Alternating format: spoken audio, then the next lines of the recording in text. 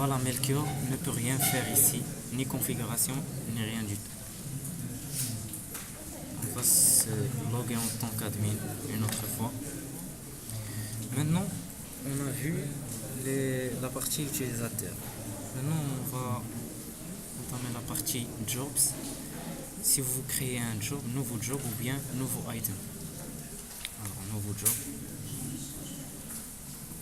Du job. Construire un projet freestyle. Hop.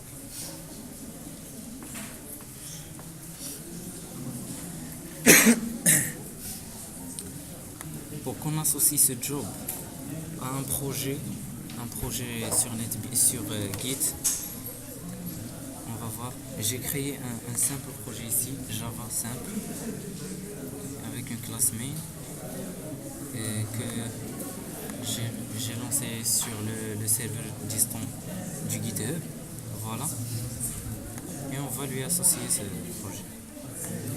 Si vous voulez faire ça, il faut cocher dans la section gestion de code source la fonctionnalité Git. Celle-ci aussi nécessite le plugin de GitHub. Il faut l'installer avant. Donc il vous donne ici le URL repository. Il faut copier ça.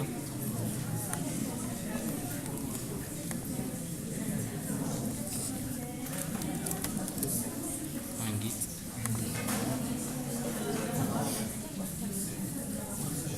C'est bon. Et puis ici, il y a la section ce qui déclenche le build, c'est-à-dire votre projet Java. Vous programmez un build de votre projet Java ici à distance. Soit un déclencheur à distance, c'est-à-dire avec un autre URL. Vous accédez à ce URL et votre projet commence le build. On va faire une petite démonstration. Si vous voulez déclencher à distance votre projet, vous copiez ce URL.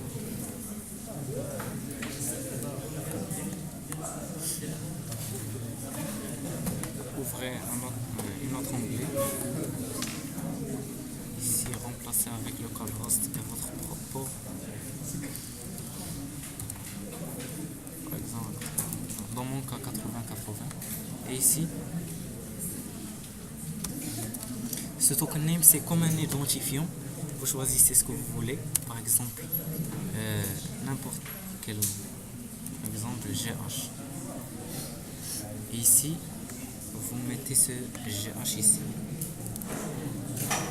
Et puis, apply and sauve. Maintenant, ici, historique des builds à gauche, c'est l'historique des builds que vous avez déclenché. Alors, pour qu'on déclenche à distance un build de notre projet, il faut accéder à ce URL. Donc, je vais faire un entrée.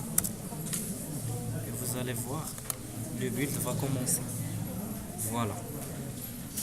Voilà notre build.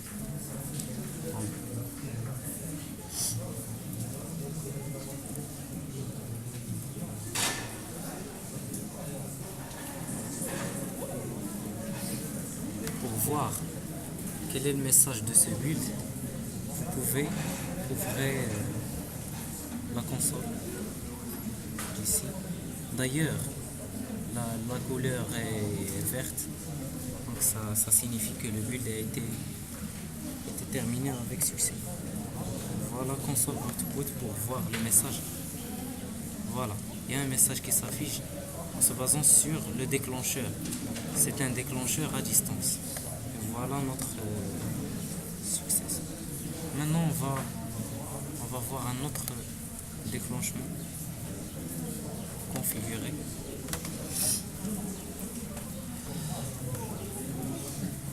Toujours avec le Git. On va l'utiliser après avec le projet Java.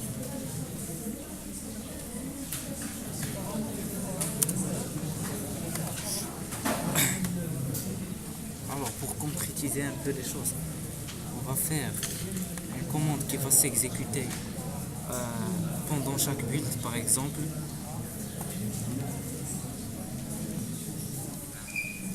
va lui dire que pendant le build, tu vas se positionner sur le répertoire où existe notre classe Java.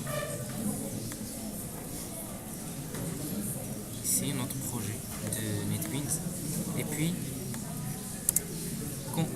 compiler cette classe, c'est-à-dire le transformer de .java vers .classe.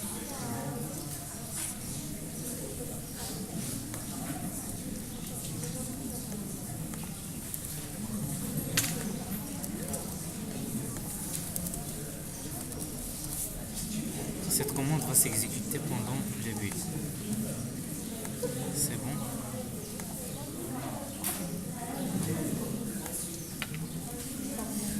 Maintenant, on va déclencher le build, par exemple, périodiquement. Vous devez cocher ici, construire périodiquement. C'est une fonctionnalité cron, comme ce qu'on avait vu dans Linux. Si on fait 5 étoiles, c'est-à-dire chaque minute, il va déclencher un build.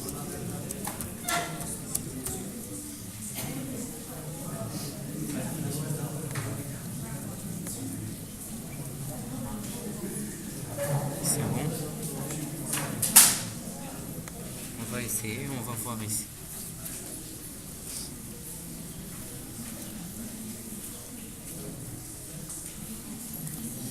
Vous voyez, un nouveau build se déclenche périodiquement. On va voir le message qui va s'afficher. Voilà, c'est un build lancé par une alarme périodique.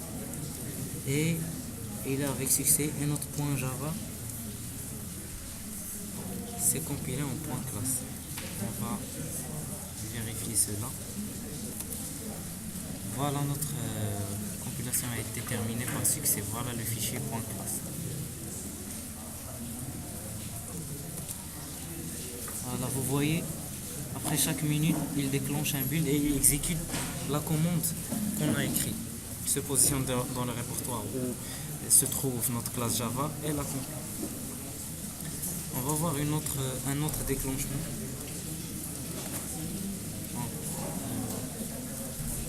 Configurer. On va décocher la construction périodique.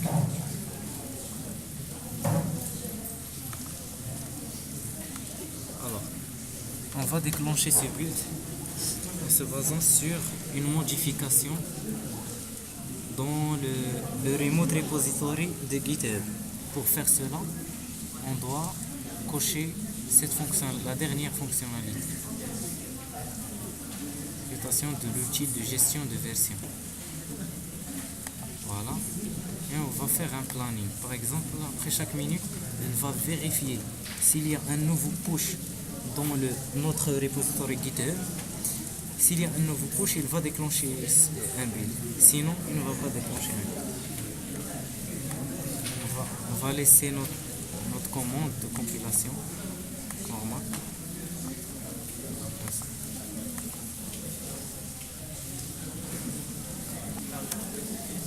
Maintenant, on va modifier notre code et on va faire un push. Avec cela, Jenkins va tester chaque minute s'il y a une modification dans le remote repository. S'il y a vraiment une modification, il va déclencher un build. Voilà, on va juste ajouter une nouvelle méthode. Par exemple,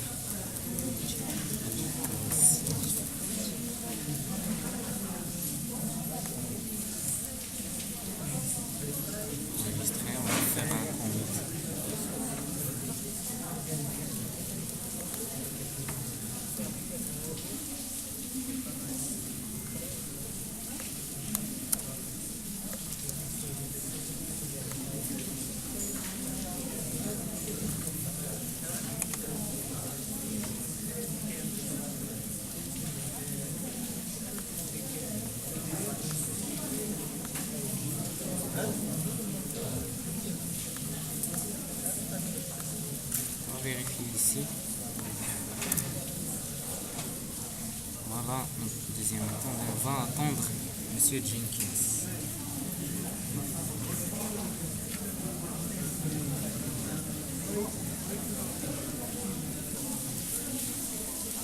Voilà, elle a déclenché le build après avoir vérifié le remote repository. On va voir le message.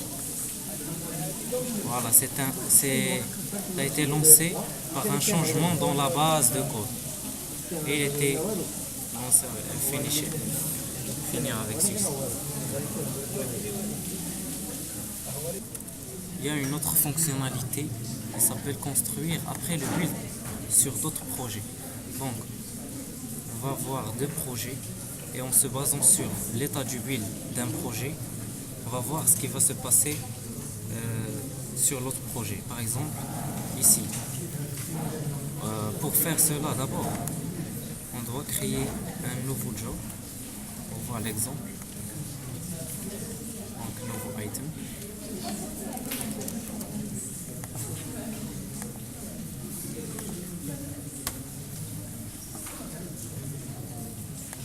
Maintenant, on va configurer ce job 2 avec cette fonctionnalité.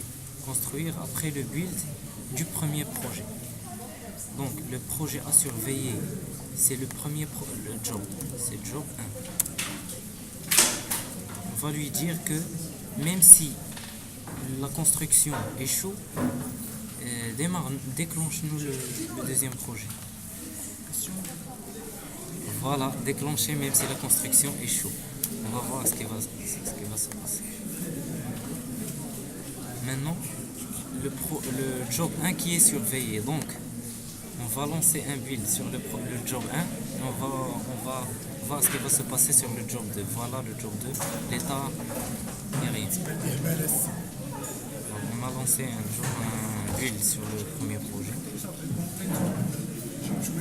On va aller sur le deuxième job pour voir. Voilà. Un nouveau build est en train de se déclencher.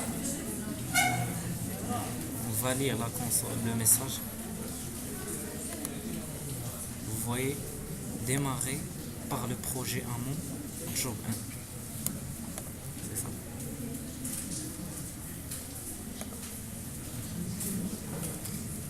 Il y a exactement le contraire, ce qu'on vient de faire. C'est l'action à la suite du build, c'est-à-dire en aval.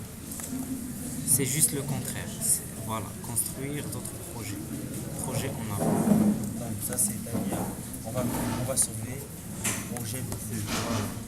N'est-ce pas? Oui. Quand on va sauver le projet 2. Le projet 2. Ouais.